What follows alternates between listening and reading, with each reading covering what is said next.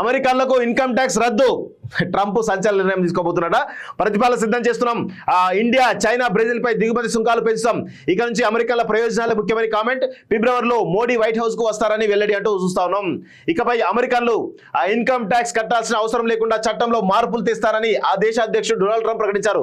అమెరికన్ల ప్రయోజనాలు తనకు ముఖ్యమని, వాళ్ళను ధనవంతులను చేస్తారని తెలిపారు. ప్రతి అమెరికన్ వద్ద తన కనీస అవసరాలు, ఈఎంఐల వంటి వాటి కోసం ఖర్చు చేశాక ఎక్కువ డబ్బులు మిగిలేలా ప్రతిపాదనలు తయారు చేస్తున్నట్లు తెలిపారు. దీనికోసం వివిధ దేశాల నుంచి దిగుమతి చేసుకున్నటువంటి వస్తువులపై సుంకాలు పెంచనున్నట్లు ప్రకటించారు. ప్రజలంతా తమ చేతిలో ఉన్న డబ్బును స్వేచ్ఛగా ఖర్చు పెట్టాలన్నారు. ప్రధానంగా ఇండియా, చైనా, బ్రెజిల్ పై అత్యధిక పన్నులు విధిస్తామని ప్రకటించారు.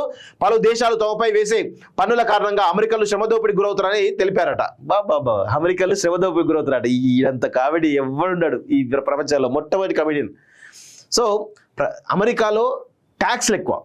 సో ఇప్పుడు ఆ నేటివ్ అమెరికన్స్ ఎవరైతే ఉన్నారో వాళ్ళకు మొత్తం కూడా ఇన్కమ్ ట్యాక్స్ రద్దు చేస్తున్నట్టు చెప్తా ఉన్నారు. మరి ఇది ఎటు వైపు దారిస్తూ అర్థం కాదు. నాకు తెలిసి దీని ప్రభావం, ఇన్కమ్ ట్యాక్స్ ఒకవేళ అమెరికాలకు రద్దు చేస్తే దాని ప్రభావం ఎవరైతే వలస జీవిలోకి వెళ్ళినరో, ఇండియా నుంచి కానీ, చైనా నుంచి కానీ, లేకపోతే వివిధ దేశాల నుంచి వెళ్ళినటువంటి ఎవరైతే ఉన్నారో వాళ్ళపైన ఇంకా అత్యధికమైనటువంటి ట్యాక్సులు పెరుగుతాయి. దానివల్ల నాకు తెలిసి అక్కడ ప్రజలు ఉండలే పరిస్థితి కనబడుతుంది. అక్కడ నుంచి మరి వేరే దేశాలు కూడా వెళ్ళే పరిస్థితి కనబడేటువంటి ఛాన్స్ అయితే అవకాశం కనబడతా ఉన్నట్ల.